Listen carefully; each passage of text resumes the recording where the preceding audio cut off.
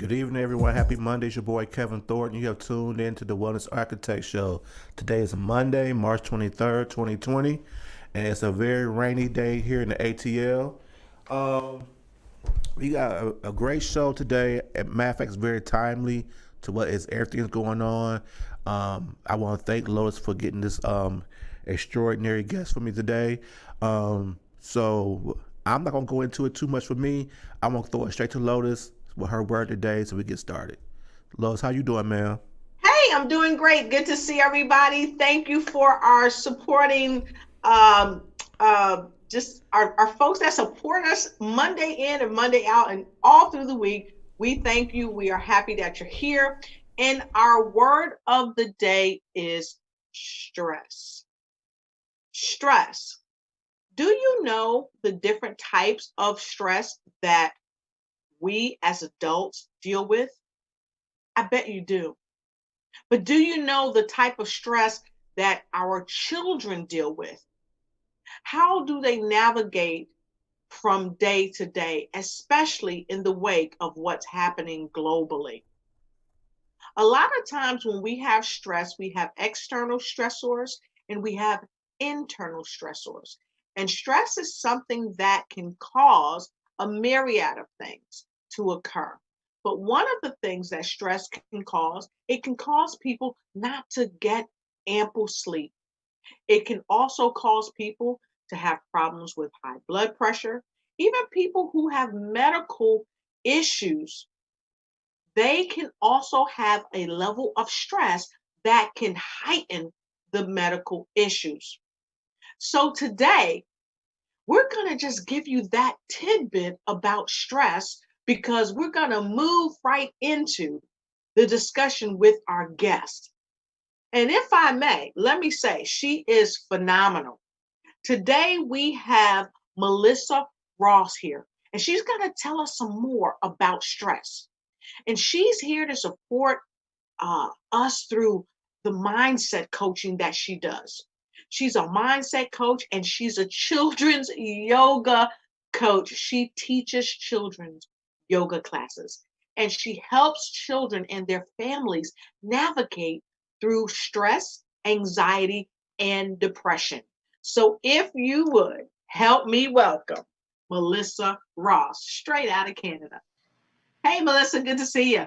Hi, thank you so much for that great introduction. It's so great to be here. Thank you for having me. My pleasure. My pleasure. So I know that you have been super busy. You've been flying all over the country, speaking here and there, and helping so many families just help their children overcome stress and anxiety and depression through yoga.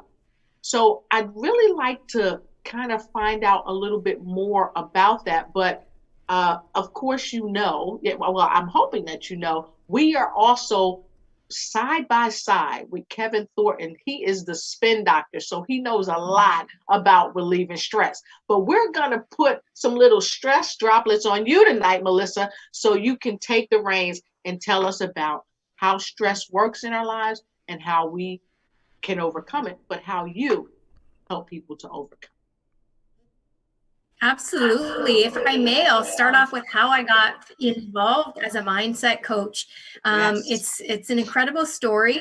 I've been doing this for a few years now, but I've been teaching children's yoga for, oh gosh, a long while, about 5 or 6 years. I've been practicing yoga for 21 years. Wow. And back in 2008 when my daughter was born, 2011, sorry, not 2008, that was my son. 2011 when my daughter was born, I suffered postpartum depression and severe anxiety, and it was a 2.5 year long journey to recover and find my life again, find my place with my kids and my husband again, and get back to work. And once I went through all of that and grew and went through all of that recovery and took all of the steps and learned all of the strategies that I needed to learn to become healthy again and grow, I really, it had me sitting back thinking, there's a, am I meant to do? How, how should I be helping people and helping children? And I had really been, I'd been helping with my children. I had been volunteering at my son's school and I was loving working with the children. And I had been practicing yoga for such a long time, and I decided to put my two loves together. And I certified as a children's yoga instructor, and then got my adult certification as well. And I founded Breathe With Me Yoga. And we started small, and now I have three wonderful instructors that support me and help teach. I'll give a shout out to Isabel, Nancy, and Lauren. They're incredible women, incredible instructors. And I'll tell you what I found when I got into my yoga classes with all of the kids. We started out small, and we had small class sizes, 5 or 6 kids at first. Yes. And as we got moving and growing, we grew to 15, 20 kids in the class. And I do cap it at 15 kids now because I like that kind of one-on-one attention that we can give to the kids. But we had grown to 15, 20 kids in the class. And I was finding that one-on-one connection that I really had with those kids was being lost once we had so many kids in the class. We were still giving our all, and we were still giving wonderful classes to all of the kids and teaching wonderful lessons, but it was hard to have that one-on-one connection. It was hard for them to find that faith and that trust and confide in us off to the side, because we were having a lot of people who had anxiety and were having bullying issues at school, and they were confiding in me.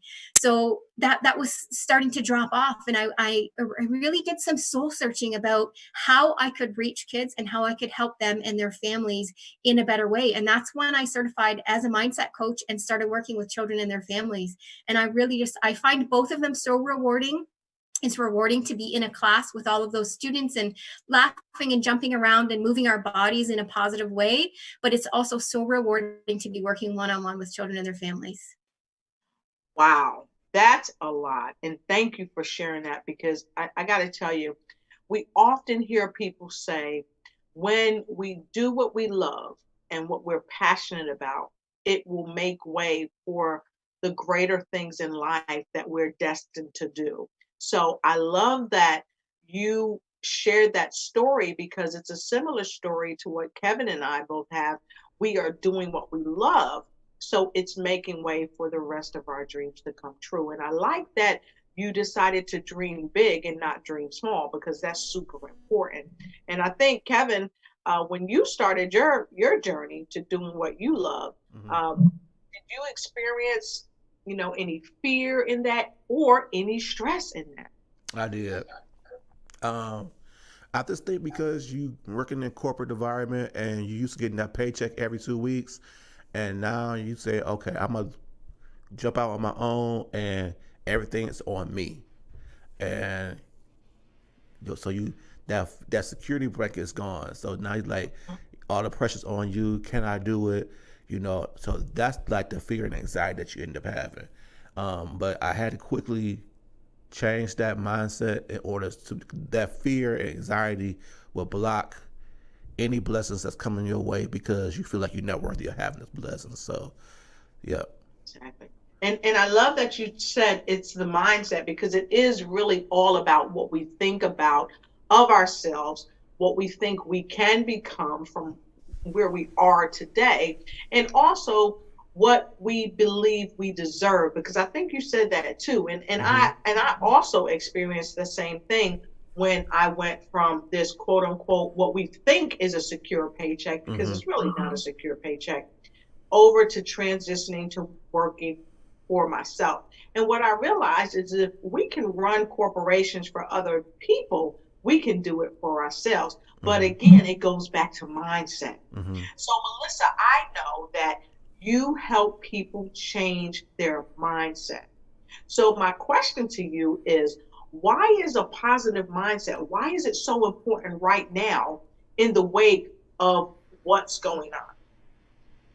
Oh, wow. That's an incredible question. I mean, it's so important because our lives are changing. All of a sudden, Yes. people are teleworking when they weren't teleworking before. Some people are not able to work at all. They're home. They've gone from a working family to at home with children and being stay-at-home parents. And some people are in self-isolation and not able to leave their homes at all. I mean, that can really, if you don't have a positive mindset in place, that can really wreak havoc.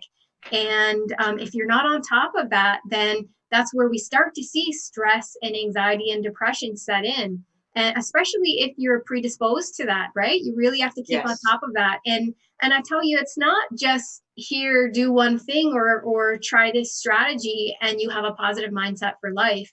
This is constant everyday work. Even those of us who have a positive mindset and have a high vibrational energy, we work on it every single day. It's our daily strategies that we use, and we work to hone in on that energy and keep our vibration high. And we use that self-talk every day. I mean, if a negative thought comes into my head, I'm in my head talking myself through that and using that self-talk to get rid of that negative talk, because I know what I put out into the universe, when I put that positive energy out to the universe, that's what's coming back to me. If I put that negativity out, then that's what's going to come back to me. So friends, if I'm sitting home thinking, oh my goodness, we're all going to get sick, we're all going to get this virus, what am I going to do when we're all down? And as parents, what am I going to do if I get sick and I have to take care of my kids? You're putting that negative energy out there, friends, and exactly. It's not going to serve anything. It's just going to come back back to you as that negative energy. So now more than ever is the time to keep positive,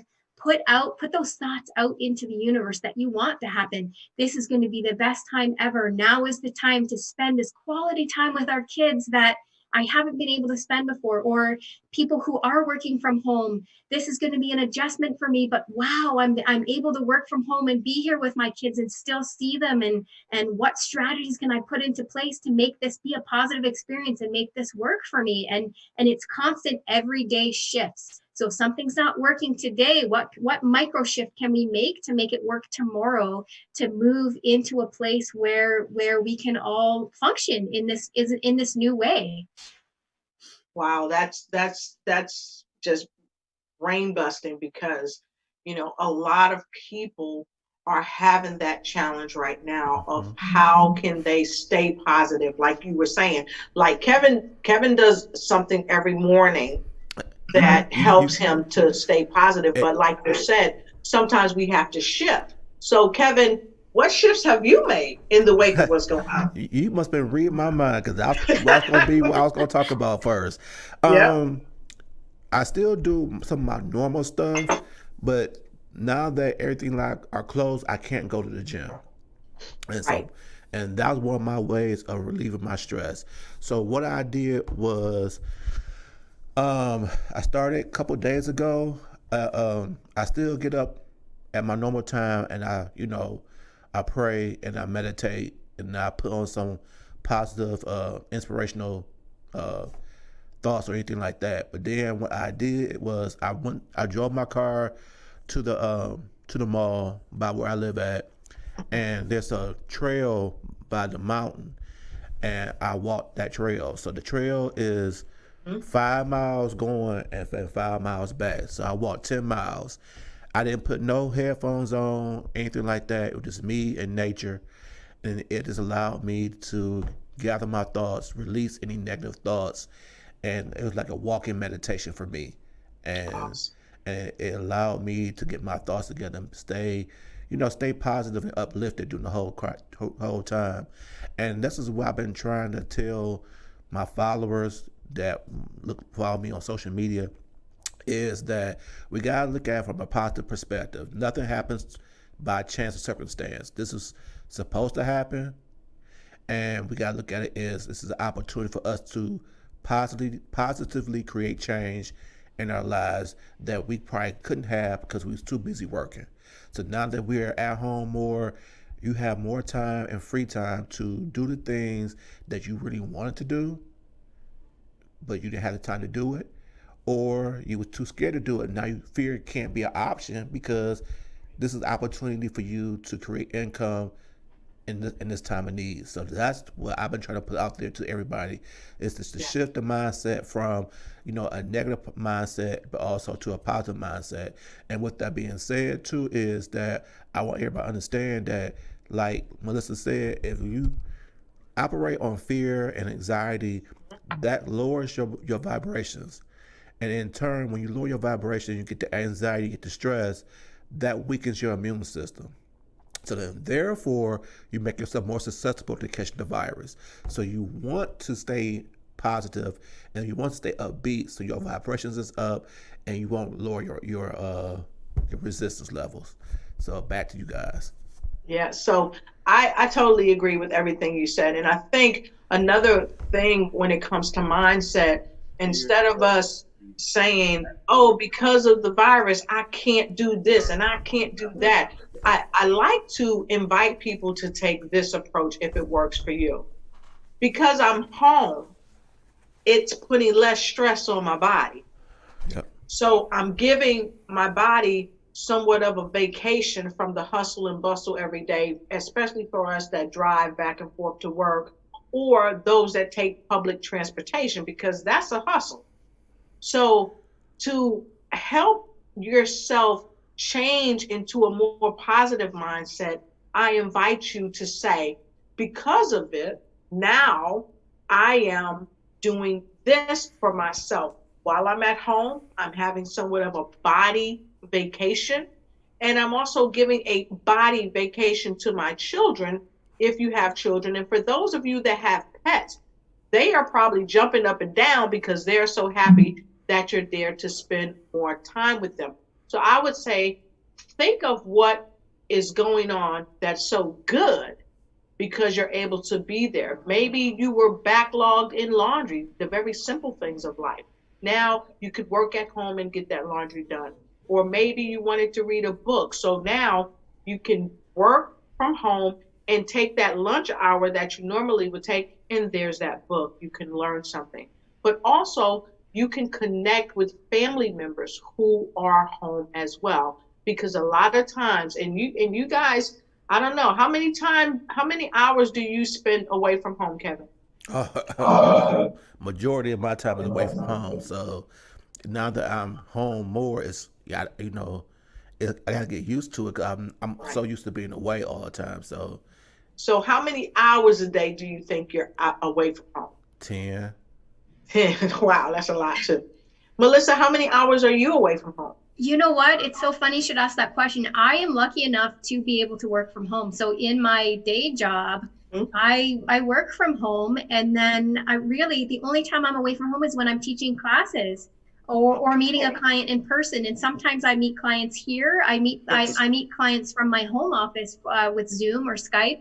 So the only time I'm really away from home is in the evening if I'm teaching classes. So I'm really fortunate to be home. And you know what? I love how you're talking about de-stressing your body and finding new ways. And when I started working from home, it was incredible to see how much stress Yes. is taken away from your body, not Yes. having that commute to work, being able to Yes. take a 10-minute break from your computer and go throw your laundry in because it was piled Yep. up, or Yep. go put your dishes in the dishwasher or run your dishwasher, or put your garbage outside because you forgot to put it out that morning, right? How many of us have Exactly. driven away and gone to work and gone, oh, I didn't put the garbage cans out, right? Yep. I know, and that causes stress. That you start to worry, and I know it's small things, but that starts to build up and cause stress in people's lives. And I mean, they say you should take so many breaks from your computer anyway, and we do that when we're in an office.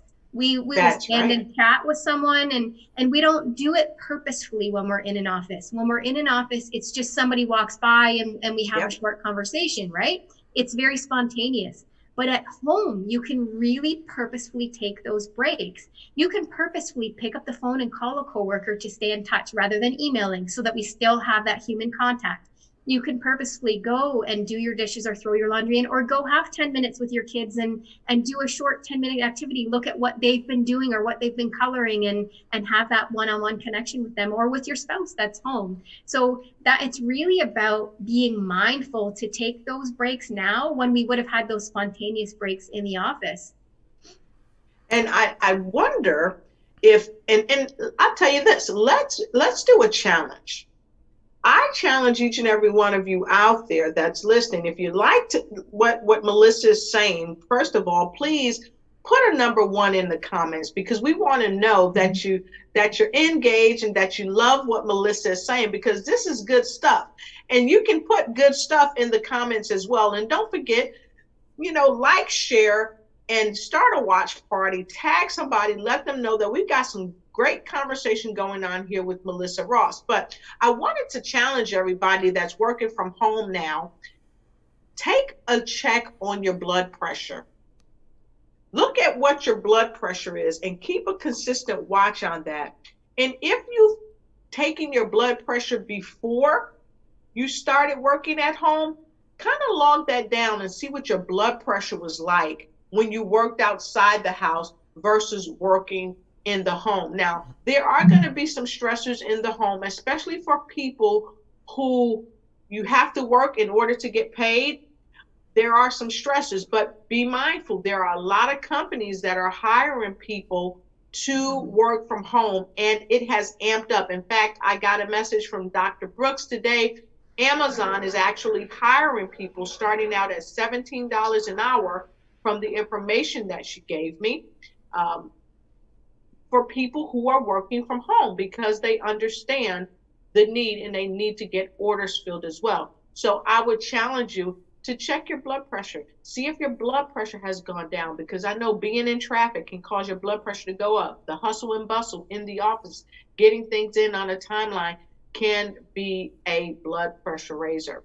So I wanted to also say, Melissa, you work with the parents to have that positive mindset, to relieve that anxiety, but by identifying where it's coming from as well, I believe. So, how do you help people identify where their stress and anxiety is coming from and still move them to have a great mindset? Yeah, absolutely. And mostly I work with parents to find out where that's happening in their children. So stress and anxiety, it's so easy in adults to see what the outcome is or what the physical release is, Yes. and then sit back and really talk it through, and adults can talk through what's going on in their lives and what they're experiencing so that we can come to the root cause. But kids, it's a little different. They can't express themselves with emotions and feelings in a way that adults can. They express themselves differently, and some of them can't express emotions at all in an understandable way to find out whether it's stress and anxiety. Kids will often display anxiety in ways that are in sadness or in anger. They'll be crying or they'll be screaming, but that's anxiety, and or it, not always, but that could be anxiety. And oftentimes we as busy parents will pass that off as behaviors. Oh, they're just acting out, they're in a mood right now, and we'll pass it off with a terrible twos or whatever it is, right? We'll pass it off as a behavior, but we really need to be mindful about what's going on in the child's life at that time, and what's happening, what's the conversation, or what's happening at that time when they start to cry, or when they have that anger, or when they start to hit.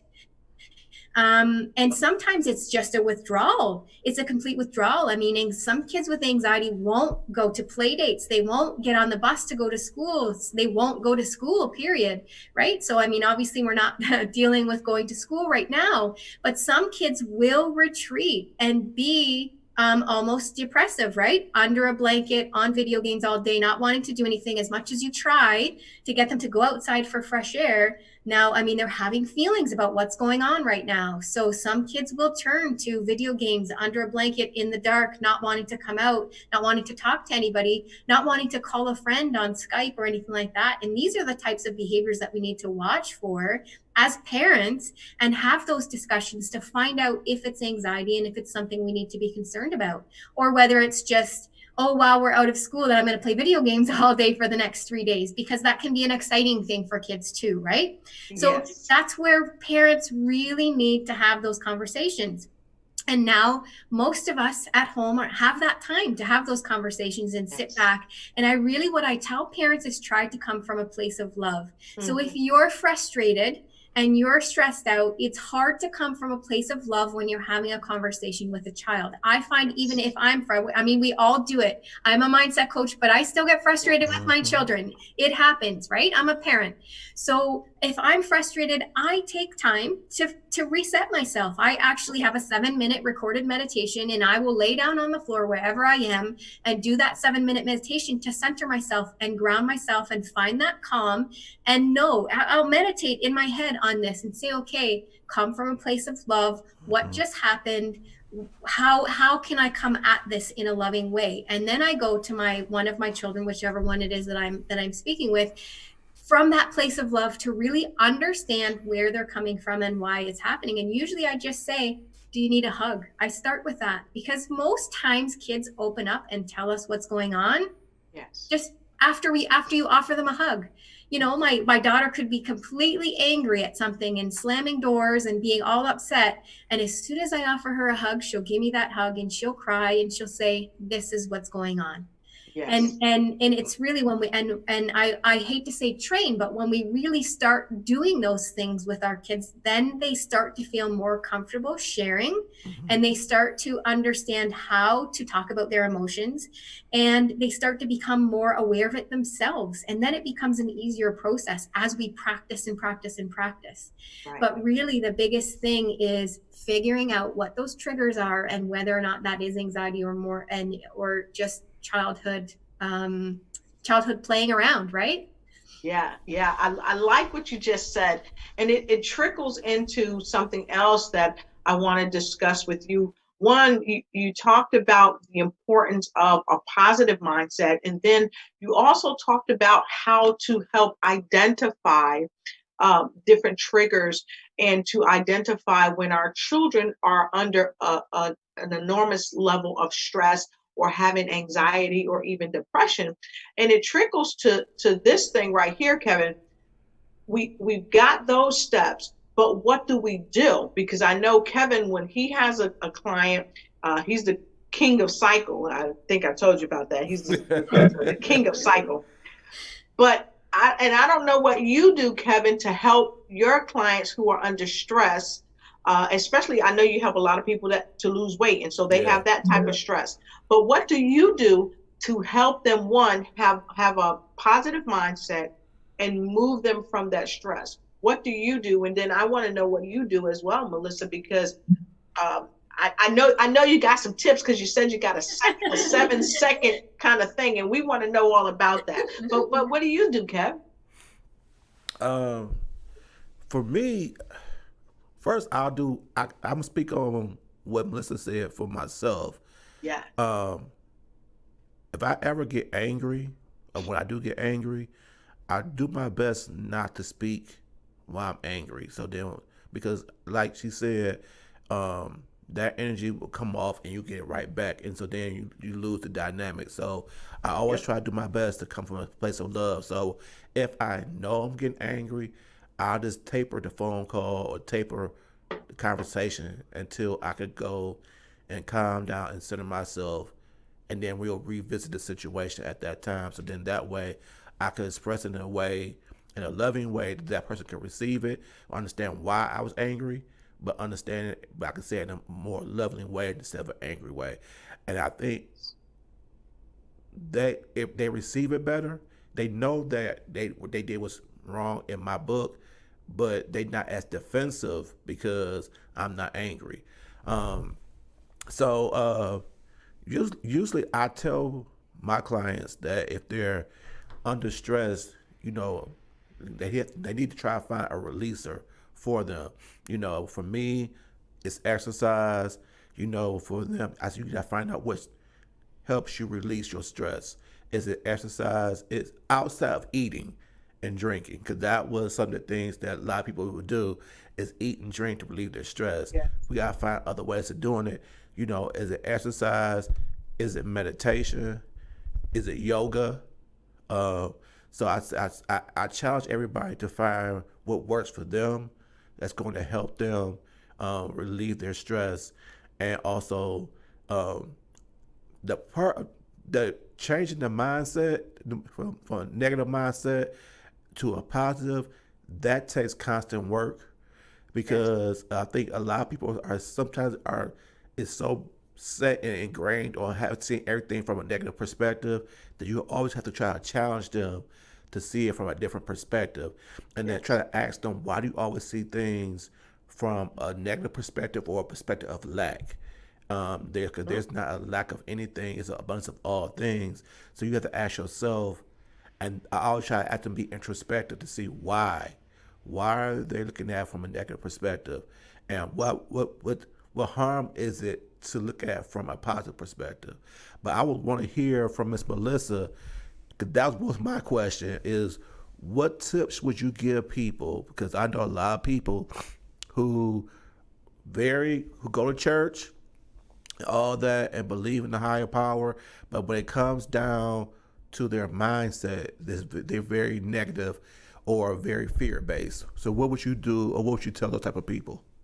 Yeah. Oh my goodness. Absolutely. And I'll tell you, the first thing I do is I start people on a gratitude journal, and it doesn't matter whether you are a child or an adult. Mm-hmm. A gratitude journal is one of the most important things, and it doesn't have to be huge. It doesn't have to be long. But my kids, every night before they go to bed, they write 3 gratitudes in their journal. And if their journal is missing, then they tell me 3 things that they're grateful for. And it doesn't have to be anything huge. They might say, I'm grateful for dessert, or I'm grateful for having my bed, or I'm grateful for video games. Whatever it is, they write 3 gratitudes every day. Now, as an adult, every night I write an entire page in my journal of everything that I am grateful for that occurred that day to me every single night. Right. And that's the beginning stage of a positive mindset. And I love what you were saying about seeing everything in a negative way, because that's something else that we deal with.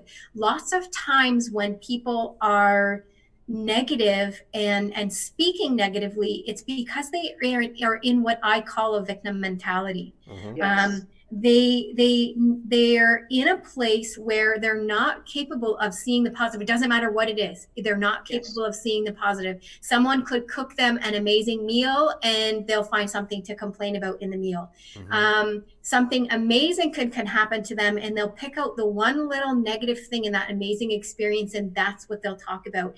So I challenge my clients to actually sit back and think about, be really mindful about what they're saying and how they're saying it, and the statements that they make to people. When somebody asks you how you're doing, what is your response? Is your response, oh, I'm so busy, this is happening with the kids, Susie's not behaving, I'm fighting with my husband? Or is your response a positive response? And when you sit back and evaluate that, really be mindful of saying positive things. Be mindful of when someone asks you how you are, give them 3 positive statements before you complain about anything. 3 positive statements. So I challenge my clients to do that. Give 3 positive statements before you say anything else. And you'll find that if you do that for a while, if you're really mindful, it's hard for some people. It really is hard for some people who are in that mentality. But if you really are mindful about making those positive statements and shifting to that, then eventually you'll do it so much that you'll move from that victim mentality. You'll shift into a positive mindset, and you won't have to think about it. It'll just become second nature to be positive. Exactly. So it's a daily practice. It's a daily practice with your gratitudes. It's a daily practice shifting from that victim mentality into a positive mindset. I also use affirmations with all of my clients. I use them with my kids, and I mean, we start every day with it. Now we're moving into something new because we've been a week in self-distancing, and my family is actually in self-isolation right now. So we have to find different ways and to implement our affirmations, because our routine was to do our affirmations on the way to the bus stop in the morning. So as my kids are going out the door, we do our affirmations. And so what happened? This is a funny story. I have to share this one. Please forgive me for sharing, but my kids, I mean, I am separated. I'm divorced actually now. And when we were going through that separation, my kids were having a really difficult time. As you can imagine, when parents separate, it is so stressful for children. And my kids were acting out. Of course they were acting out. They were stressed. And so it was flustering me. I was frustrated. It was putting me on a bad note in the morning. And I was just at my wit's end. I didn't know what to do. And I thought, okay, if I tell these kids that today's going to be a great day, then today's going to be a great day. And so we started just screaming at the top of our lungs every day before we left the house, today is going to be a great day. And then we were introduced to I am affirmations. Absolutely. Lotus is just getting all excited. And we were screaming it. I don't want to scream it here, but we were screaming it. And we were introduced to I am affirmations, this incredible book. It's called The Affirmation Station by Tanya Joy Antonio. She's a friend of mine. It's a lovely book. I encourage you all to purchase the book. And so we found I am affirmations. And so I thought to myself, okay, if I tell my kids they're peaceful and they're calm, then they will be. And then we'll have a peaceful morning as we're moving on to the bus stop. So we added in I am peaceful, I am calm. And we started saying that before we screamed, today is going to be a great day. And now today, I'll tell you, we have a cardboard at our front door and we have about 10 affirmations that we say every morning. And my kids have been a part of adding those affirmations in, and we scream, today is going to be a great day. And I incorporate those affirmations with all of my clients. That's great. I really like that. That's a good idea. I'm really big on affirmations as well. I have my client to do that as well because I think a lot of times, you know, like you said, a lot of people are stuck in a victim mentality, and so they don't know how to see things or themselves in a positive light.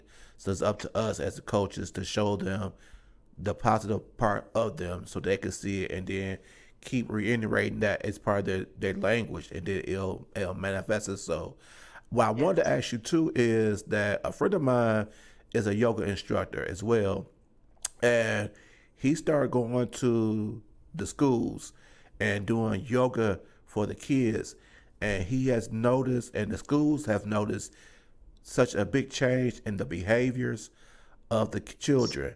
Have you noticed that as well when you started teaching the yoga? Oh, absolutely. It's incredible what you see. So there's two different aspects to that. So I see that with my private classes outside of the schools. We also do go into the schools. So first of all, in the private classes, I'll tell you about this one student. He was about 10, 11 years old when he came to me, 10, I think, when he first came to me. And we have different levels of classes. So we run classes for 2 to 4 year olds, and then 5 to 9 year olds, and then 10 to 15 year olds, because we really cater to the developmental ages of the kids coming Mm-hmm. in. It's really important to stick with that when you're trying to reach them at that level. And have them learn. So we teach them in different ways. And so I had this little guy come in, and he was literally in a ball at the front door with his legs up in his chest and his yoga mat, like just gripping his yoga mat, and wouldn't come into the class. And the mother was worried about leaving him. I assured her that we would get along just fine, and we did. And within the end of that 8-week term, he had slowly inched his way from the front door over to the side of class, and then to lay out his yoga mat at the side of class, and then into class.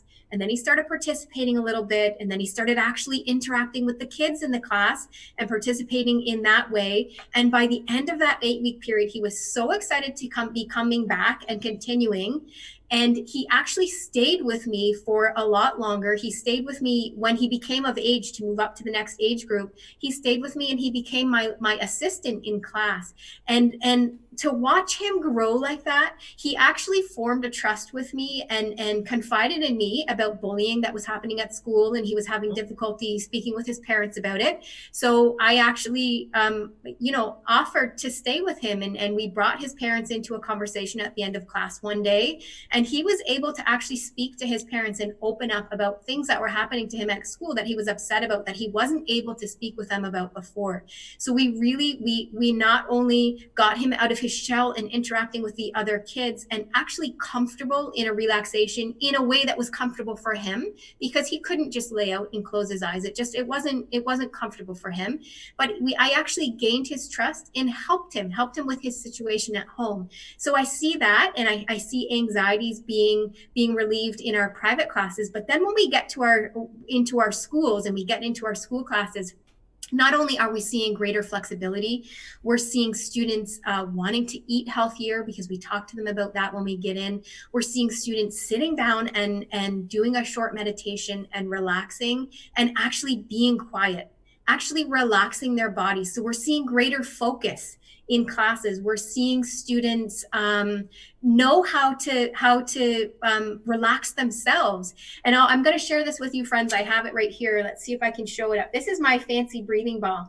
I use it in classes. And so when we expand the breathing ball, that's when we're breathing in and we're making our belly nice and big. And then when we collapse the breathing ball, we're blowing all of that air out of our belly. And so I use that in all of the classes. And I've had teachers buy the breathing ball and keep it on their desks at school. I actually send my son to school with a breathing ball. He has anxiety and he keeps it in his desk. And he knows that anytime he's overwhelmed, he can just say to the teacher, I need to go in private in the hallway, and he'll go in the hallway and he'll just breathe with his breathing ball.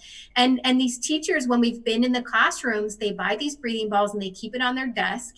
And they allow the students to just take a quiet moment to do that breathing with the breathing ball, to slow themselves down when they feel overwhelmed. And a lot of times it's sensory overload too. It's an inability to self-regulate. You know, sometimes they're worked up, and sometimes anxiety comes out as being overworked and, you know, chatting away and not being able to regulate yourself and do your work. And that's just anxiety for whatever reason, for whatever's going on in their life. But if they're having trouble self-regulating, that's a strategy that can be used at school. I mean, I send them with other little strategies as well, little fidget toys as well that are approved by the classroom teacher that they're allowed to use. And sometimes it's just a matter of a child being able to use that fidget toy. But we find that by bringing those yoga classes into the schools, they're more open to those modalities and those strategies, to allow them to have a fidget toy, to allow them to do their breathing. And students are open to that.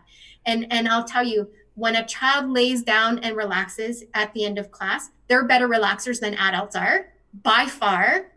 And when they lay down and relax their body and really are guided through relaxing each part of their body and sending love to each part of their body, man, I get them yawning. I get them yawning, laying down there. They don't want to get up. They just want to stay there. Some kids come in and they say to me, can we just do relaxation the whole class? You know, it breaks my heart when I have some kids that come in, 8-year-olds come in and say, I'm stressed out at school. So this is just an incredible way to show kids how they can alleviate that stress. And tests, oh my goodness, when they're worried and nervous about tests, all they have to do is sit and do that breathing and focus before the test. And it teaches them to do that on their own when they're in the school system. I mean, I could go on for days about how important it is for kids and the many benefits that we see when we go into the schools. It's just so incredible. I'm so happy to be doing that. That's awesome. I remember I used to take my school age clients, I would take them out after getting the authority from the counseling firm that I worked with and from their parents. I would take them out to the gym because I just had such a great background in physical fitness and things like that. And I would teach them strikes and blows and how to release their stress. I would also teach them affirmations and also teach them about how to communicate effectively and positively, because, you know, it is so stunning and so troubling when you have an 8-year-old child tell you, Miss Lotus, I'm stressed. I'm so stressed. I'm depressed. You know, when I was coming along, which wasn't long ago, right? We didn't hear that type of dialogue. Now, we probably were stressed and we probably did have some levels of depression, but not as chronic as we've been seeing it in the past 10 years or so. It's just overwhelming for our kids. And so it's great for them to have this yoga and to have the ability to do it, because what I was hearing you say through all of that is safe. The children develop a sense of safety, being able to do the practice like the young boy. He started out at the door, but the more he felt comfortable and the more safe he felt, he merged in. And it's the same thing with so many children, but it's the same with adults. So having said that, I want to thank you for that, because that ball is amazing. And a lot of times us clinicians, we have all types of stress balls and all that we share with our clients. But that ball right there for teachers to have, in their classes where the children can use it, it sets a safe environment for the child to feel that, this is okay. My self-care is okay. And that's critically important because a lot of adults grow up and don't understand self-care is vital because we aren't really taught to embrace it. But the work you're doing now is phenomenal, helping the teachers, but helping the children to be okay with self-care. And with saying that, I want to just acknowledge a couple of people that's on with us. They've been making some comments. And I want to say hi to Medea Kentlar. Good to see you, Medea. Nicole Reynolds. Solomon, let us know where you're from. Becky Bailey, she also typed in Becky Bailey. Sherlyn Ivaniski, great to see you. Robert J. Moore out of Canada as well. Sean Segal out of Ohio, good to see you. Angela Elting out of Washington, D.C. And I see a host of other folks. Cheryl Hamilton out of Augusta, Georgia. And so many people. And those of you, Michael Pellegrino, how you doing, Michael? Good to see you. Living in survival, he said. And we have so many people, but if I don't call your name, just, we got so many people, but I just wanted to say thank you for being on with us. And if I may, I'd like to read a couple of comments to you, Melissa. Okay, Angela said, I think the stress decreased during the first week of teleworking, but my coworkers with children and spouses have shared that stress has increased. They're trying to find creative ways to relieve stress. And I know, Melissa, that you are also reaching out to families as well as I am, because I think it was last week that you sat down and read a wonderful book by Medea. Okay, it's a children's book. And then today I did the same thing. I read a wonderful book that Medea Cantlar wrote. And that's something that we're doing individually and collectively to help parents deal with some of those things. So thanks, Angela, for sharing that. And what are your thoughts on that, Melissa? Yeah, so there's a couple of thoughts on that. The first thing is that if you are looking for a way for your kids to find some kind of activity and de-stress and something to kind of shift the focus off of you during the day, I am running free children's yoga classes. I'm calling it Storytime Yoga at 12:30 Eastern Standard Time every day on my Facebook page, the Breathe With Me Yoga Facebook page. And the fun thing that I'm doing with that is I've decided to help fellow authors. So I'm taking, and I say local authors, but I actually showcased a book from a lovely woman in the UK today. She reached out to me. So I am taking children's storybooks and I'm finding the yoga in everyday life. So I'm finding the yoga within those storybooks. And so I'm running those free classes every day and reading that storybook at 12:30 Eastern Standard Time. And what I'll say about trying to juggle your kids and juggle the schedule and the stress of that with telework. I found that last week to actually be more stressful for me because I was on vacation with the kids and it was their March break and I had taken off for vacation and I had a set schedule already. So I found that lack of schedule to be stressful for us. But what I did do for my kids, so keep in mind, friends, that you know your own child. Does your own child need full-on structure or do they just need ideas of what to do? So I have two kids. I have an 8-year-old daughter and she likes full-on structure.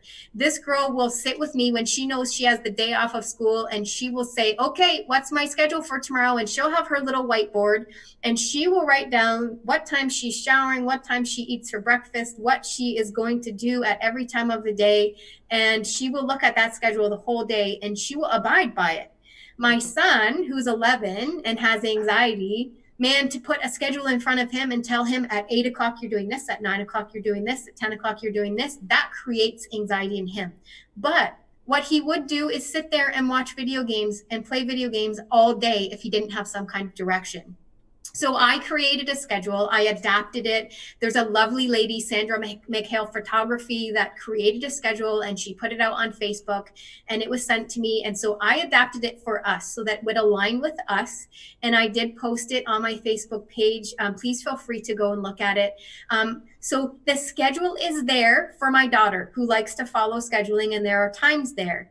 The ideas are there for my son. So I'll give you an example. In the morning, it says academic time, and it gives them an example of what things they can do during that academic time.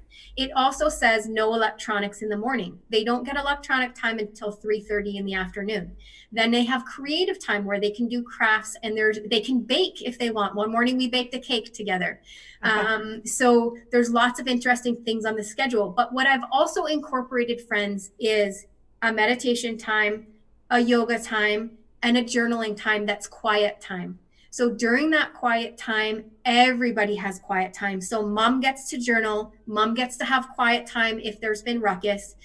So what I encourage you to do is take a look at what your telework schedule is, and take a look at how you can incorporate things that will help you to find the scheduling that you need. So say I work 7:30 to 12:30 from home. Okay. So 7:30 to 12:30 is my busy time where I need that time, and I need the kids to be able to do something that they're self-sufficient at. So I've scheduled all of the things that they're self-sufficient at in those times. And then at 12:30, I'm teaching the yoga class. So I know my kids are going to come in and be active during that class. And then at 1:00, we have our quiet time and we journal together. So I've scheduled those academic things, those creative things that they can do themselves in the morning, such that they don't need me. They don't need to rely on me during that time period. So take a look. It's based obviously on the age of your kids and what they really thrive on, but see if you can come up with that schedule. Oh, there it is. Lotus is holding it up. Storytime Yoga live every day. So consider what your kids need to thrive. Do they need that schedule? Do they just need ideas? Can you just write the ideas out for them and allow them to choose whatever it is? Can you just give them one thing? Would they thrive on a craft for 4 hours in the morning? Could they do that craft and not get bored with it? Could you hand them Lego and say, this morning you're going to do Lego, and they would be okay with that? So what is your own child okay with, and what do you need to implement during the times that you need to be teleworking so that they can be self-sufficient during those times? And it's going to be different for everyone, friends. Nobody's going to be able to pick up my schedule and say, this schedule is going to work with my kids, because I adapt that to align with us. But what I do say to my kids every day is, we will have quiet time every day. We will journal every day, and we will have our 7-minute meditation every day. Now, sometimes my daughter doesn't want to listen to the recorded 7-minute meditation. She wants to just sit there and be in the quiet. And sit there in the quiet. And that's okay. As long as we sit there with our thoughts and do some form of meditation. And that's all I ask of them. 7 minutes out of 24 hours. That's all I ask of them, is to have that quiet meditation for 7 minutes. And I'll tell you, friends, also, when my kids journal, I invite them to write whatever they want, write just about what their day was. I did this craft this morning, or I baked a cake this morning. But right now, in this uncertain time, friends, kids need to be able to put that positive energy out there. They need to help manifest positive things coming into their lives. So they need to be journaling something that's positive every day, and that's going to reinforce inside their little hearts that everything's going to be okay. So I've actually, together with my kids, created 2 intentions. Their intentions look different. My 8-year-old wants it to be fast and simple and be over with, and it needs to be words she understands. My 11-year-old, it's a little more robust, his intentions, but they have 2 intentions. And one is around the fact that I am divorced from their father, and they have an access schedule. They have a back and forth schedule. So one is around that schedule, what that's gonna look like, that everything looks positively. Mommy and daddy are getting along. We move back and forth between houses with grace and ease, and it sets it out in a positive light. But then there's a health one, friends. We're dealing with a virus right now. So it says, I am healthy. My body supports me. My body grows in a positive, healthy way. I eat healthy foods to boost my immune system. My immune system is strong. So it's a health one, and everybody should be writing that health one in their intentions right now. Everybody who journals, we need to be sending that positive energy out, that everything that's going to come to us is a positive, healthy situation, that we're boosting our immune system, that we're eating in healthy ways, that our body supports us. And so right now, I have my kids writing those 2 intentions every day. And because those are the 2 things that are affecting them right now. The fact that they they don't know whether they can go back and forth. They're being held inside the house and away from their friends, and they need that to be a positive experience. And the fact that they don't want it, they're scared of the virus, right? They don't want to get sick. So those two intentions are right there for my kids in their journaling every single day during that quiet time. Melissa, So, quick question. go ahead, Kevin. I'll go ahead. Um, for the audience, Lois and I are very aware of what intentions are. Can you please explain what are intentions and why is it so important to be intentional in everything you do? Absolutely. So intentions are how we manifest positive things. So if I, I can have a thought in my head, I can have a positive thought in my head, or I can have a negative thought. And sometimes that positivity or that negativity will come in from the universe. But when I actually have the motion of sitting down and writing out what my intention is and what I want to happen and what I want to come true in my life, when I have that actual motion of writing that down every day, that's when it's coming from your heart, and that's when it's really resonating inside you and allowing you in a positive space, in a positive mindset, writing those intentions. That's what's allowing you to manifest that. So it is, an intention is something that's positive that you want to see happen in your life. So you write them in a positive way because that's what you want to see happen. It may not be happening right now. And that doesn't matter. It's okay if it's not happening right now. You write it as if it's happening right now because that's what you want to happen. That's what you want to manifest in your life. So every statement that you make is a positive statement. And just say your kids are yelling and they're not being calm. My kids are the calmest kids in the entire planet.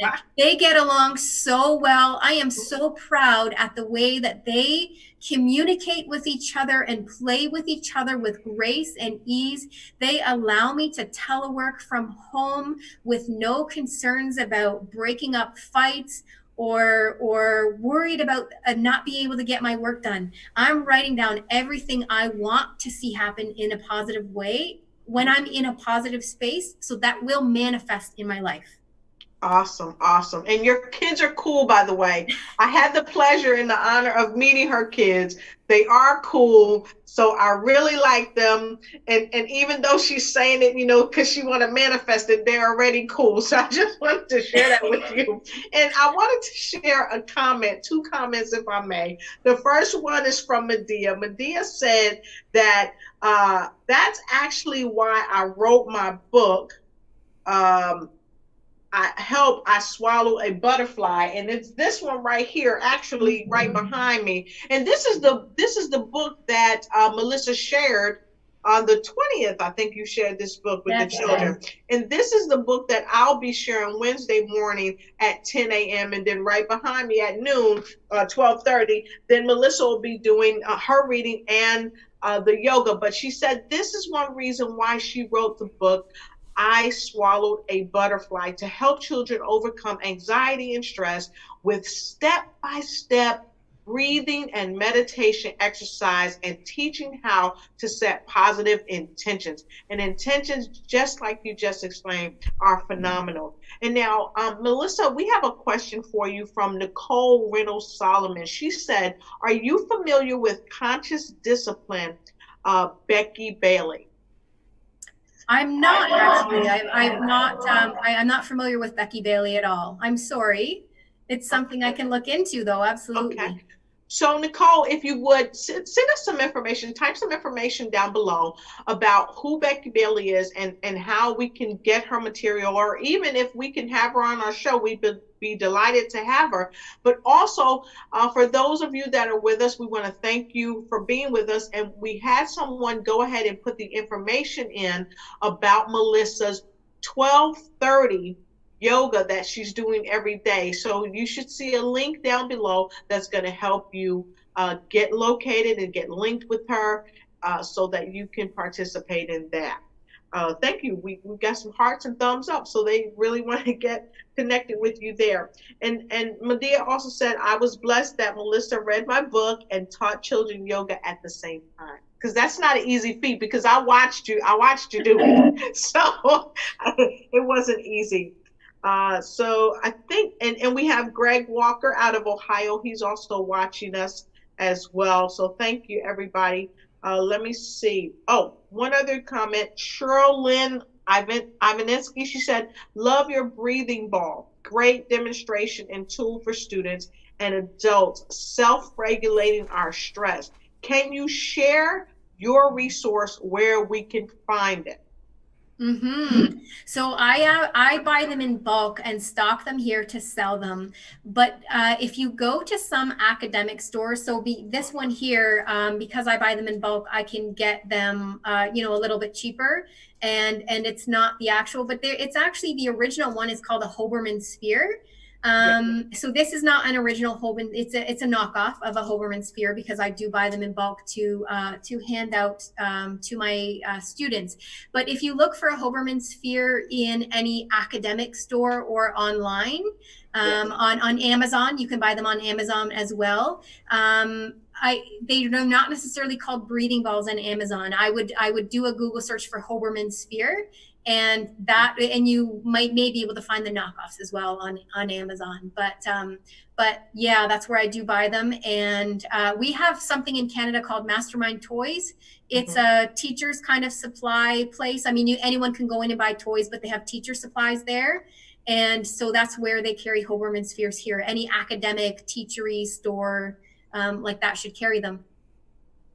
And one quick thing I wanted to share, Kevin has implemented a squat challenge, and I started the squat challenge this week, and it's actually on my calendar. You guys can't see it. I do it every day, a few times a day, and it's phenomenal. It's great on the glutes and calves and the tummy and all that. So if you want to learn more about the squat challenge that we're doing, definitely check out Kevin's page on Facebook, and he can share that with you. And Kev, you want to leave some information also so that they can kind of contact you about the squat challenge as well? Sure.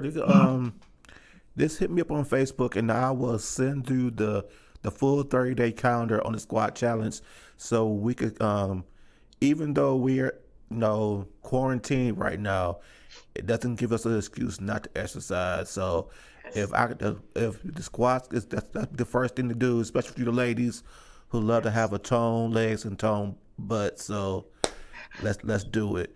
So I'm sending this challenge to Melissa too. Melissa, you should come join us. We gonna have butts of steel in 30 days. So Melissa, absolutely, I would love to. But I'd like to add too, Kevin. Not only does it not give us an excuse to not stay active, but it doesn't give us an excuse to stay indoors. So exactly.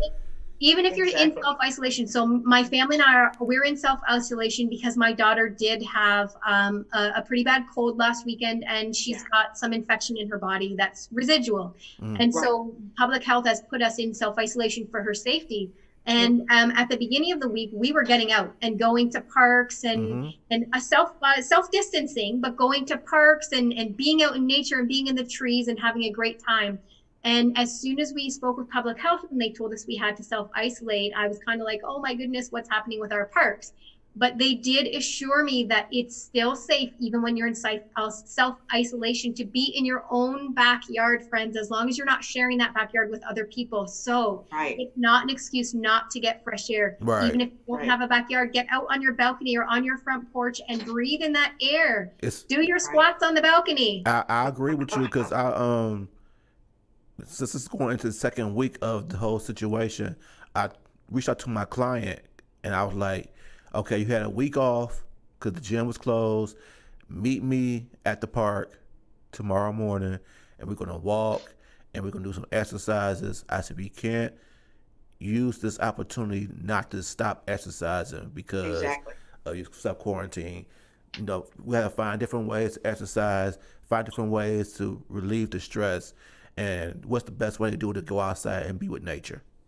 Yeah, that's true. That's true. And Melissa, I did have a question for you, because yoga is really getting really popular nowadays.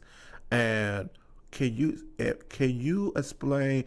I want you to dispel a myth, first of all, because I feel like a lot of times men are scared to do yoga. They feel it's just for the women, but can you dispel that myth and explain to everybody why yoga is so important. Oh my goodness. Well, yoga is for everybody, first of all. And I'll tell you, I'll give a shout out to my yoga instructor. Bert Peters, my yoga instructor, is a male instructor.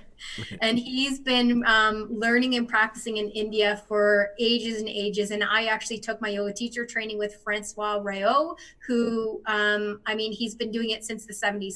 Since I was born, he's been teaching yoga. Yoga is absolutely for everyone. And what's so important about yoga is stretching your body. It is the relaxation at the end. It's called shavasana. Everybody does no matter what class you go to, you have a relaxation at the end. So it's flexibility in your body. It's getting your body moving. It's alleviating this kind of like hunched, stiff exterior that our body is holding, because we all work in front of computers. Let's face it. We all start to get that forward head posture from working in front of computers. We start to get tight hips and tight butt because we've been sitting in a chair all day. And even kids at school, they're not necessarily in front of a computer, but they're sitting all day. So it's so important to get that stretching in and get your body moving so that you're not stuck and you don't have tight muscles and you don't have that forward head posture, and so that your body is healthy in that way and having that movement. But it's also for your mind. So there's breathing involved. So I'll talk about the mind first. It's for your mind. So when you're laying in that relaxation, or when you're laying in meditation, I always try to incorporate a meditation as well as a relaxation for our children. So sometimes that's the only time they are meditating and being one with themselves. Sometimes that's the only time they are laying down and listening to their bodies. So men, I understand that you may not want to come in and think that you have to wear tight pants and do all of those things in class. You can wear whatever makes you comfortable. Everyone can wear whatever makes them feel comfortable.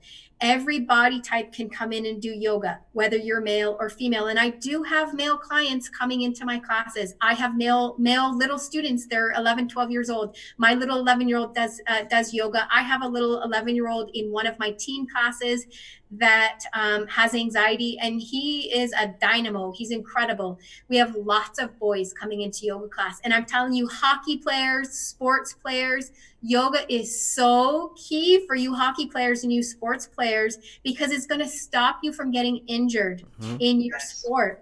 It's going to stretch you out in ways that you've never done before. It's going to stretch muscles that you've never stretched before. And it's going to keep you from getting injured in your sport, friends. There's a lot of NHL hockey players that practice yoga as well, because it keeps them from getting injured on the ice. Mindset, though, in your mind, the meditation and the relaxation at the end. How can you fix your body? How can you find out where the issue is in your body and where you're feeling off if you're not laying down and centering yourself and feeling your body? If we're running around in stress all day and we're sitting in chairs and we're not being one with our body, we don't know where the issues are. The minute you lay down and relax for even 5 minutes and visually go through all the parts of your body and scan your body and relax them, you will know instantly, I have tightness here. I'm having an issue here. I'm having pain here. And then you're able to better figure that out and do what needs to be done to fix it before it gets worse, before it becomes chronic. That is so, so important. So men, that's an important thing. But the breathing too, friends. When you go to, not necessarily in a kids class, because we're jumping around and we're moving quickly and we're having fun, but when you go to an adult yoga class, you'll listen and you'll hear that they are giving breathing cues. Well, especially in like a vinyasa flow, they're giving breathing cues as you're moving through the poses. Your breath is becoming one with you as you're moving through those poses. And it's really important to have the proper breath cycle. Just like at the gym, when the trainer tells you to breathe in when you're doing a certain movement and breathe out, same thing with yoga, same thing with Pilates, wherever you go. Your breath is moving you along in those movements. And when you become one with your breath like that, you'll realize, you'll recognize that your breath is connected to you. Your breath is deeper. You're not breathing shallowly anymore. And even when you sit down in most meditations, they start with breath work. I start every single children's yoga class with that breathing. And the way my little trick to get the kids to breathe a lot is everybody has a turn with this cool breathing ball. So we're all going to take 3 breaths with this cool breathing ball, but we're going to help our friends too, and we're going to breathe with them too. So all of the kids are like, oh, cool, I only have to take 3 breaths, but they're actually breathing with all of their friends. So we breathe a lot at the beginning of class, and that breath is what brings us into sharing. So I'll show you another little trick with this breathing ball too, just to move off topic there for a minute. When I breathe in and breathe in all of that air, I can think about whatever's frustrating me and I can breathe it out into the ball. And then when I'm done with that ball, I can toss it up in the air to my friend beside me, because it's my friend's turn to breathe next. And all of that frustration and all of that worry will go up into the air. And I don't have to hold that frustration and that worry anymore. And that leads us into trusting conversation after we do our breathing, where all of my little friends in class can share what they were thinking about and frustrating things that might be happening at school. But the caveat to that is that they also share a positive. One thing I might be frustrated about, but also one thing I'm excited about. And that leads into some really great conversation in our classes. So yes, yoga is for everybody, Kevin. I encourage all men to go out into yoga, and you don't have to know how to do everything. You don't have to be flexible and move in every way. You don't have to wear tight yoga pants to do yoga. Be comfortable. There are props in yoga classes. There are blocks, there are blankets, there are straps, there are bolsters, and those props are used to help you get into those poses so that you get the most benefit out of them. You're not expected to be the most flexible person on the planet. That's why we're all there, to become more flexible. Well, I've got two things I'd like to acknowledge. Thank you to Mr. Pellegrino. He made sure he put in there about the Facebook Breathe With Me. So thank you, Michael Pellegrino, for putting that in. And then Angela Elting, she put in the affirmation station. Thank you so much for putting that in so everybody can get that. And Nicole, thank you for sharing with us that Lakeshore might sell them online. So thank you so much. I appreciate it. And Medea, she said, thank you, my beautiful souls, for this, for all this great information. Please keep safe, sending blessings of love and light your way. And so this is a question that I have for you. And I think many people have this question, Melissa. When I started doing yoga, one of the things that I realized is that the average person, including myself, we don't know how to breathe. We don't. But yoga, with doing it, it helps you over time learn how to breathe. Because I love what you said, that we have to understand that we can be and are one with our breath. But so many times people are afraid because they feel like, well, I don't know if I could get into that position. I don't know if I can breathe right. So what would you say to them, the folks who are afraid, one, that they can't get into the positions, and two, that they don't know how to breathe right so that they can move into the positions? Well, what I say to those people is that I ask you to trust your teacher. Whatever teacher you're going to, however you do your research and choose your yoga instructor, I ask you to trust in your teacher.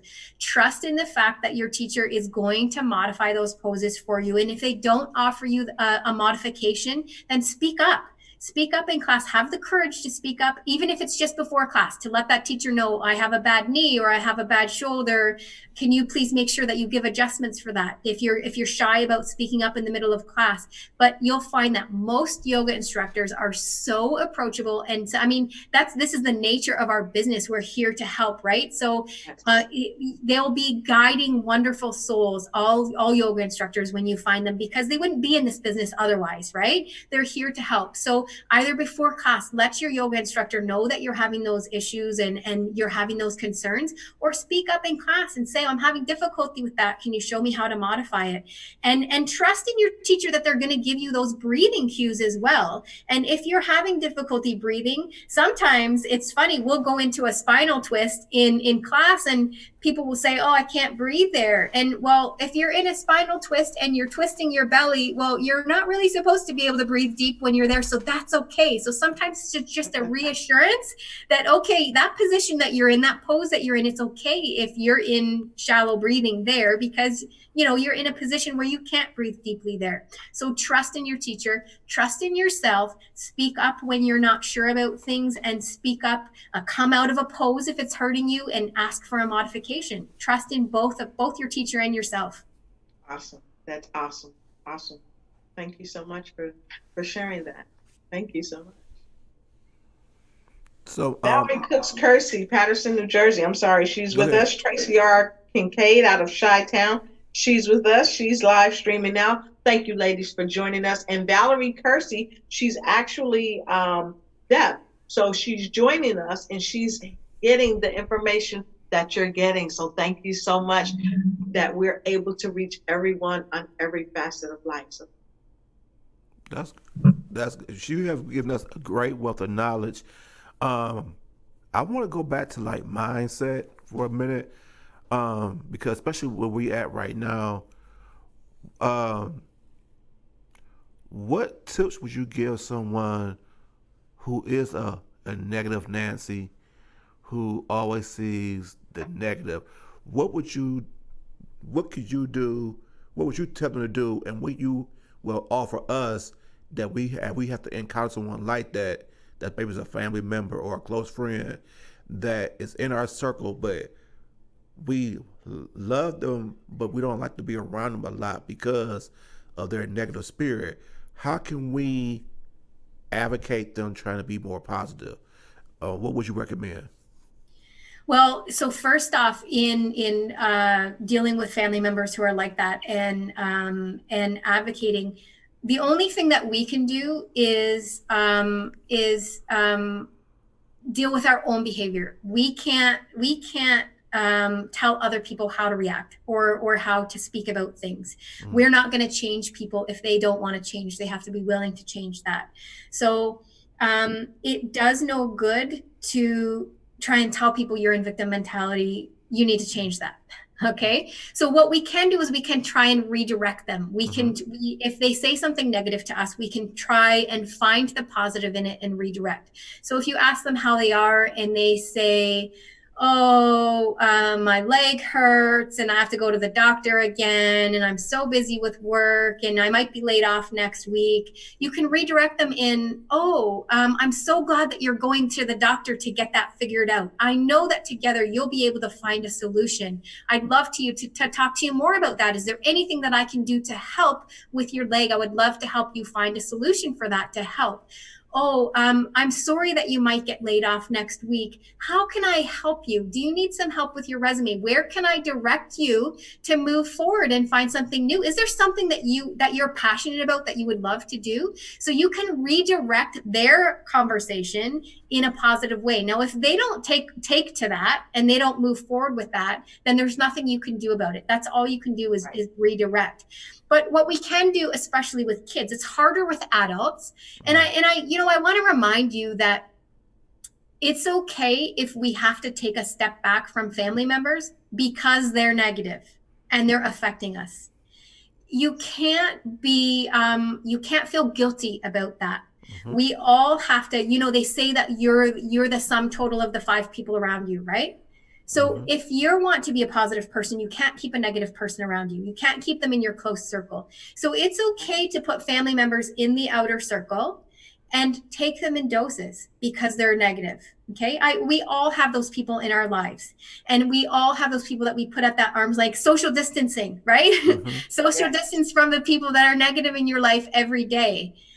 You still communicate with them. You still try to bring them around in a positive light and reframe the conversation every time you have the conversation with them. But you can't continue on with that if it drains you. Okay. Right. So you can only give of yourself so much. So don't feel guilty about having to distance yourself from that or having to let those people go. If it's a friend in your life and you have to let that friendship go in order to protect your energy and your positive outlook, that happens. You'll find your tribe. You'll find the positive people that you should be surrounded with. So I want to encourage you not to feel guilty about having to let that go and having to walk away from it. Because we can't help everybody. We can't change everybody. We can try, but we can't change everybody. So when we're dealing with, say, younger family members like children, and I'll be open. My 8-year-old daughter has a negative attitude sometimes. I know Lotus said this. She met my kids and they're wonderful, and they're absolutely incredible kids. They do their journaling. For the most part, they are positive, upbeat, happy kids. But sometimes my 8-year-old tends to go to the worst case scenario and tends to be in that victim state. And what we do is I first address that. I pointed out to her. I let her know that that's coming from a victim state. Okay. I let her know that if she thinks people are talking about her and she's angry because she thinks I just said something mean about her, that's her issue inside of her. She's bringing that out onto everybody else. We're not talking bad about her. She's forecasting that out and sending that out because there's something inside of her. So let's talk about what's inside of her that makes her afraid of that thing happening, of that bad thing happening, and let's deal with that from that root cause. But if she's being negative and just constantly negative, negative, negative, one after another, I say to her, you know what? Let's talk about the things that you've just said. And I repeat those things to her and I find out how she feels about those things, how she feels those things look and portray to other people, to adults or to other children around her.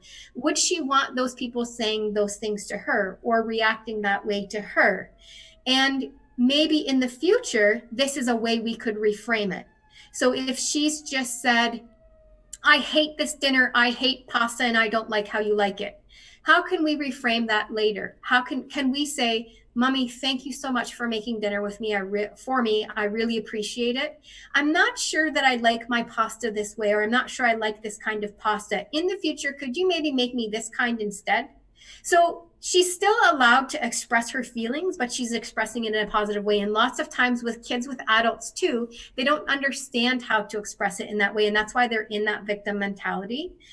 They're in a low vibration and in a negative energy, and they're not capable of responding in that way. So sometimes it's a matter of doing that educating with our young ones, and letting them know that that is down in a negative energy. It was a negative statement. And how can we reframe that moving forward? You can still express yourself, but reframe it in a way. And obviously we can't distance ourselves from our children, but we also do have to remember to protect our energy from our children. And so when we meditate every day and when we keep that high vibe, I smudge with sage as well and Palo Santo in my house. And oftentimes if my kids come into the house from school or wherever and I feel like they're negative, I'll smudge them. I'll smudge them right down. I'm like, get that negative energy out. We obviously we can't distance ourselves from our children. We can't put them out at that, 6 feet away, but we can protect our energy from that energy. So meditating brings us into that high vibration so that when we are in front of our kids, we're in that high vibration and we're not giving that energy to our kids. We're able to deal with it in a loving way. So there's different things that we can do to protect that energy. And it's important to protect that energy when we're around those friends or family members that are in that victim mentality and experiencing that mindset as well. Good. Awesome. Any questions, Lotus? No, I was thinking about what you guys were saying in the victim mentality. I think we have to be very careful when we allow ourselves to fall into the victim mentality because it, like you said, it purports lack. And the big thing that I hear is it disenfranchises us and it disenfranchises our thinking because then we oftentimes we look at ourselves as the victim and then we start playing this record over and over in our head. I'm a victim. I don't deserve this. Right. Maybe mommy won't make the pasta this way if I ask her to make it. If I say, well, mom, I really, I appreciate it, but I don't care for it. Could you make it a different way? But this different disenfranchised thought is saying, well, you don't deserve to have it that way. So why should she do it for you? So we don't even go the extra mile to even ask. And we get so discombobulated, we can't even put our thoughts together to be able to frame it in such a way that it's palatable for someone else to receive it in the love that we should actually have it wrapped in when we offer it to someone. Even if it's something that we don't really care for, we can say, I really appreciate you for doing this for me. And although it didn't resonate with me as much as I would have hoped it would have, I sure would like to try it again. But maybe if you add a little butter to it or a little pepper or salt, maybe it would really spark on my palate and I could enjoy it more. Because when we start from a full heart of love, this is what I've learned. It causes us to move in the mindset of abundance. Mm-hmm. And when we move in a mindset of abundance, we are not at lack for not really caring for what's been presented, nor is the giver at lack for giving something to us that we may not care for. But when we move in the frequency of love and in that abundance, guess what? It is more than enough. I can ask that person in love because they have more than enough to respond to me with. There are options. And I think we have to be very mindful of how we feel. We have to think about what it is that we're thinking about, because whatever we're thinking about often is the trickle down effect from what we feel and also how we feel. So I think that's great what you shared, very, very positive. And I think Absolutely. And remember, sorry, and we have to remember too when that's brought back to us, when we notice that somebody's reframing, that we answer that in a loving way. Right? exactly, So we need exactly. to remember that while we want that person to speak with us in a positive light and in a different way, we need to meet that with a loving answer in Exactly. response, and not be frustrated and not be, well, now I have to buy new pasta, right? So we have to put that back, right? Because sometimes as busy, Yeah. that's what's going through our head. I just bought Yes. this pasta and now I'm going to have to run out and buy new pasta, or throw this out, or whatever, right? Yes. So we have to remember to meet, and I'm not just children, but adults too. We need to remember to meet that in a loving way, because that's what's helping that person come around and know that, yes, they are worthy. You're telling that person at that point, yes, you've come in that positive way and you are worthy, right? And I'm going to do that for you because you're worthy. And it all goes back to what we've all said earlier. It's the frequency that we put out, because it's going to come back. If you put out that frequency that is lacking in love, that lacking in love is going to come back to you. So it's important. And I'm happy that you said what you said, Melissa, not just children, because a lot of times parents have the do what I say, not as I do mentality. You want to tell me to lead with love, but when you're communicating with me, you're not leading with love in what you say, but you want me to reframe what I'm saying. So I think there's a mutual respect here that's going on too, that parents also have to understand that they have to be accountable for the behaviors and the love or the lack of love that they send to their children, that they put in the universe, because the children become a mirror image of the behaviors that we display or don't display.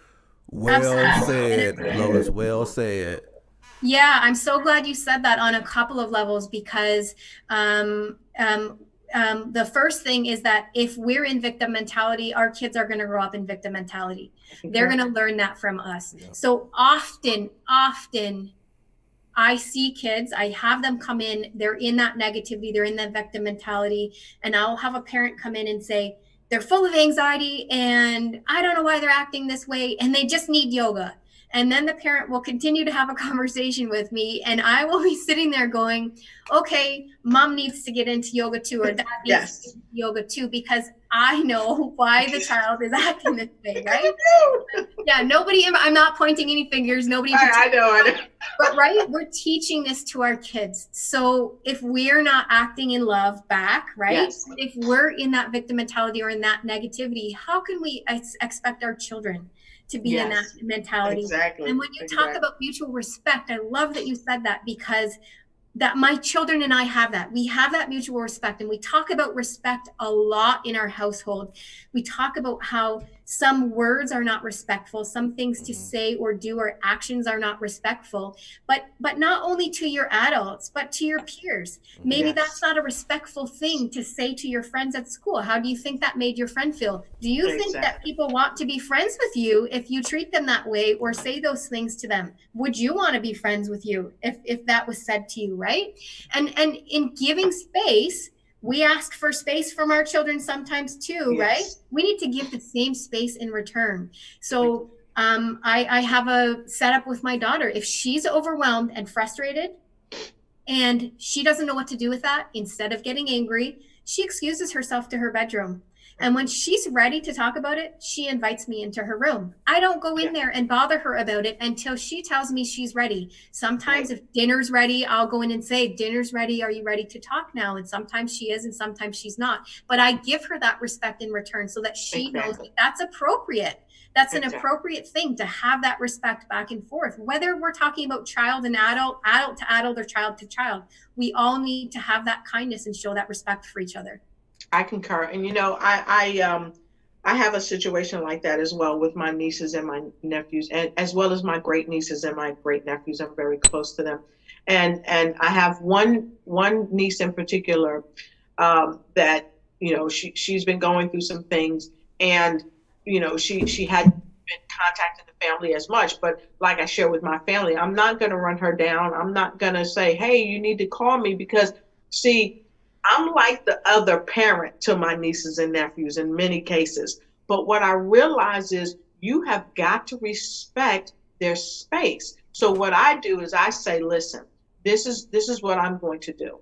You know how to contact me if you need me, or if you have a state of emergency, you can contact me. And I don't care if I haven't heard from you in a week or two or a month or whatever, because the love is still there. Right. But my thought process is this: sometimes they just need their space, and you've got to give them that space, and they appreciate that about you. And that's why you'll be the first one they pick up the phone and call, because you've given them that space. Even I have nephews who are grown with children, and sometimes they know if I'm on the phone and I'm calling them, it's something, it's important. But at the same time, I have to look at them as grown adults too.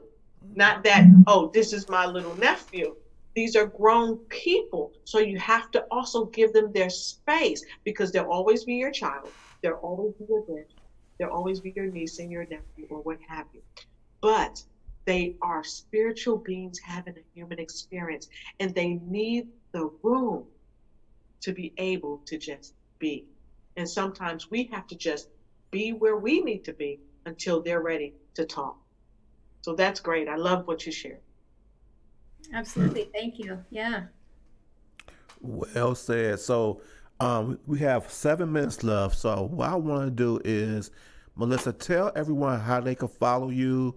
Where can they find you at if they want to support you any kind of way? How can they find you on social media?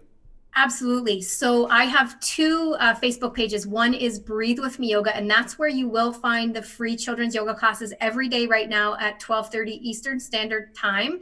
You can reach me at Breathe With Me Yoga on Facebook, on Instagram, on LinkedIn, on our YouTube channel. Those classes will be replayed on our YouTube channels. They'll be there. You can also reach me for any mindset coaching needs at risetowellness.com. So that one is Breathe With Me Yoga on all of those, and breathewithmeyoga.com, breathe with an E.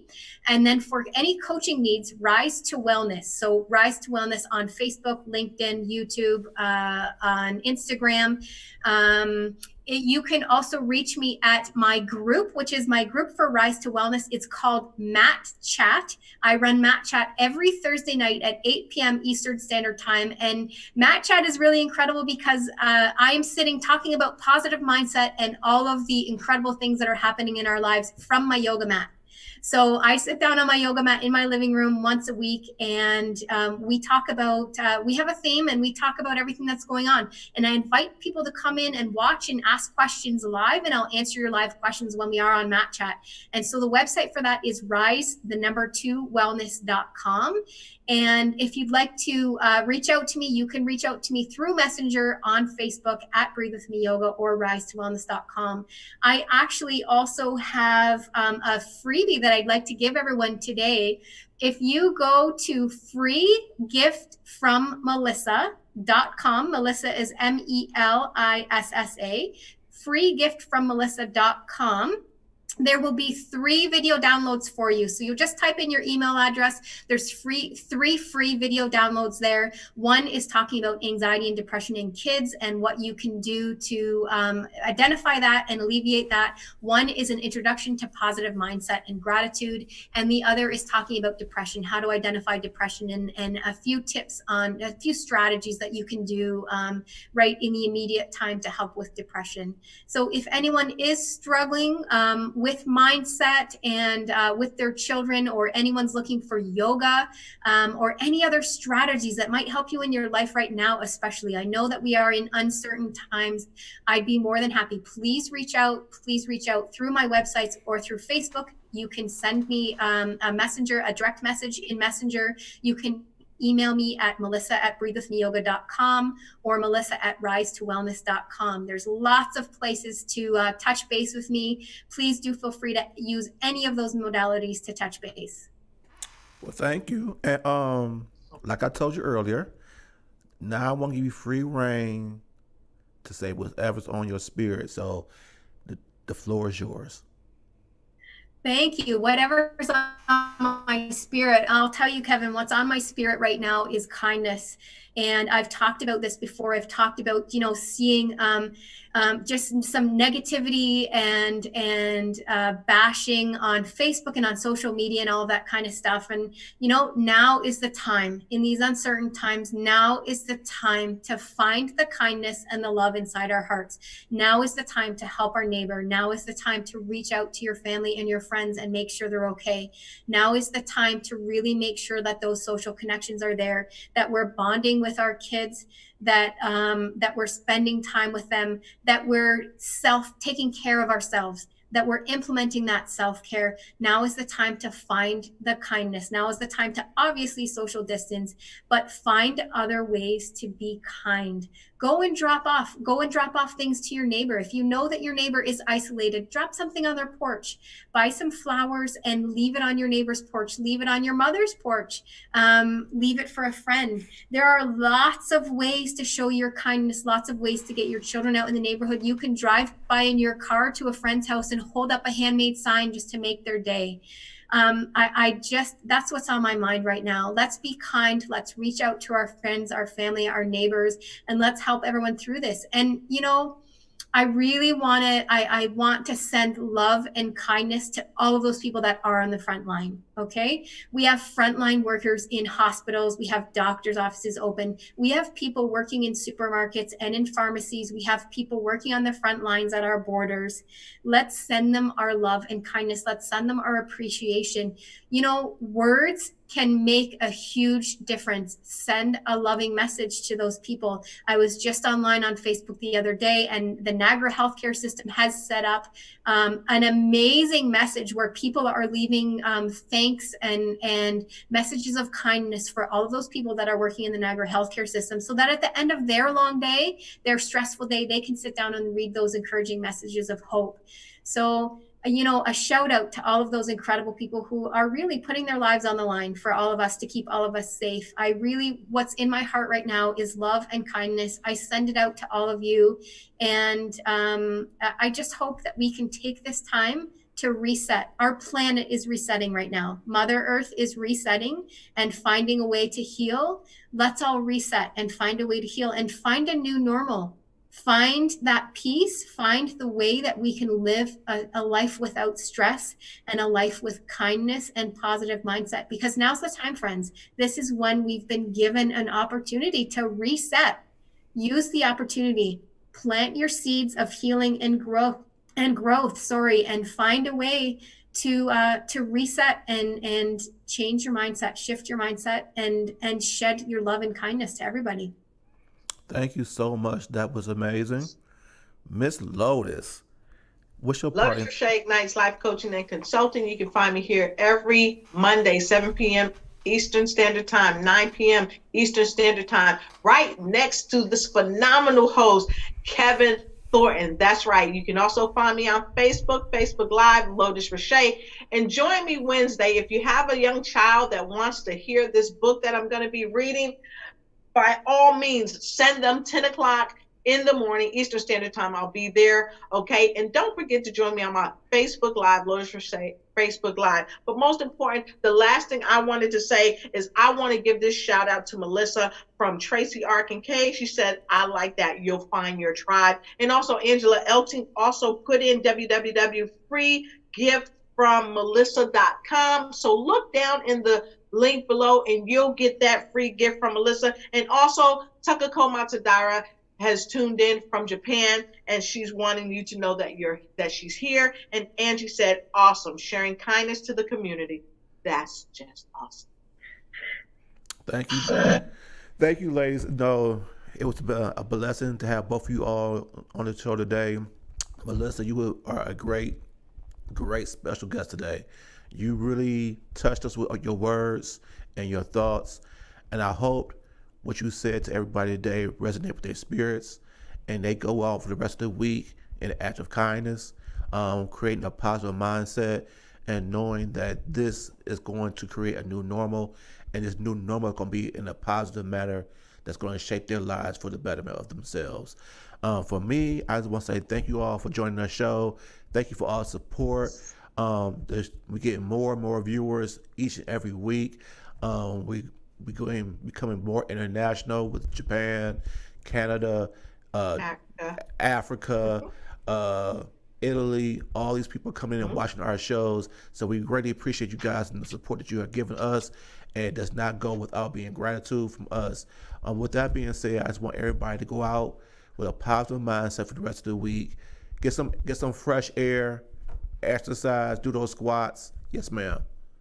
And special note, Grant Dury from Australia, Chikako Suzuki from Japan, and Ken Suzuki from Japan. Just got this note. Wanted to let you know that they heard every word that you said, Melissa and Kevin. So thank you so much. Thank you. With that being said, thank you for watching the Wellness Architect Show. Until next week, be great, be authentic, and we're out. Peace. Night. Thank you. Thank you.